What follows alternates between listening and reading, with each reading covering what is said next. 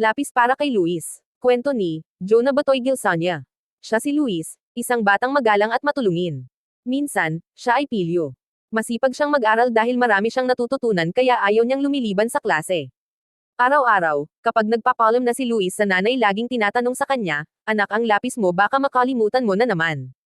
"Nandito na po," laging sagot niya. Ngunit sadya niya itong iniwan sa mesa sa kwarto. Pagdating sa paaralan, nakaugalian ni Luis ang bumati sa lahat ng nakasalubong.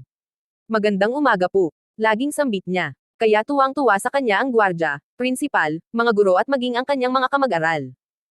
Sa kanilang classroom, kusa siyang tumutulong sa mga gawain, gaya ng pagpupunas ng bintana, pagwawalis at pagdidilig ng mga bulaklak. Sumasali rin siya sa pagsayaw at pagkanta. Aktibo siyang nakikibahagi sa mga talakayan sa klase. Natututo na rin siyang bumasa at bumilang. Isa lang ang ayaw na ayaw niyang gawin sa eskwela, ang pagsulat. Tila ba inaantok siya tuwing hawak niya ang lapis. Isang araw, may pagsasanay sa pagsulat ang klase ni Ginang Reyes. Nakita niya si Luis na wala pang ginagawa. "O Luis, bakit hindi ka pa sumusulat?" tanong sa kanya. "Kasi po wala akong lapis na iwan sa bahay," sagot niya sa guro. "Meron akong dilaw na lapis, gamitin mo muna." Alok ng guro. "Salamat po," sabi niya ngunit tinapon niya ito sa basurahan. Ilang saglit lang ay tiningnan siya ng guro kung may nasulat na pero wala pa rin siyang naisulat. "Bakit, ano ang problema mo?" tanong ng guro. "Kasi po nawala po yung lapis ninyo." "Heto, may pulang lapis ako, gamitin mo muna para makasulat ka na." Alok ni Ginang Reyes. "Salamat po," sagot niya. Pero lingid sa kaalaman ng guro ay pinutol niya ang pulang lapis. Umikot si Ginang Reyes sa klase para malaman kung lahat ba ay nagsusulat. Napansin na naman niya si Luis na tila bang inaantok. "Luis, ano na naman ang problema?" tanong niya. Nagdahilan na naman sa guro si Luis at agad binigyan siya ng asol na lapis.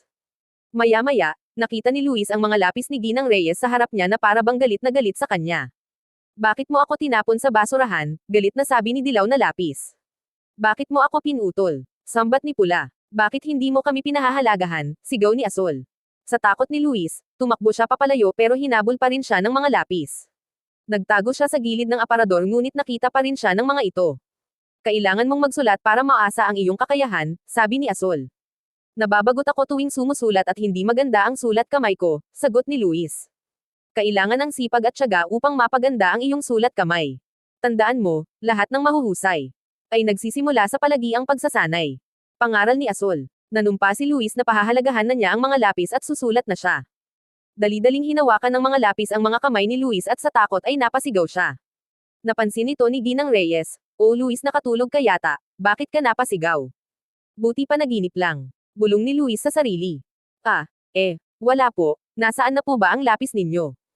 tanong niya sa guro. "Nasa harapan mo," sagot niya. Agad-agad niyang kinuha ang lapis at tinapos ang pagsasanay. Pinasa ni Luis ang papel at nagsabi, "Salamat po ma'am sa lapis ninyo." Masayang-masaya si Ginang Reyes at ang mga lapis na sina Dilaw, Pula at Asol. Mula noon, tuwing papasok si Luis sa eskwela ay tinitiyak niya na nasa bag ang kanyang lapis. At sa lahat ng pagsasanay sa pagsulat lagi niyang natatapos ng wasto, malinis at mabilis.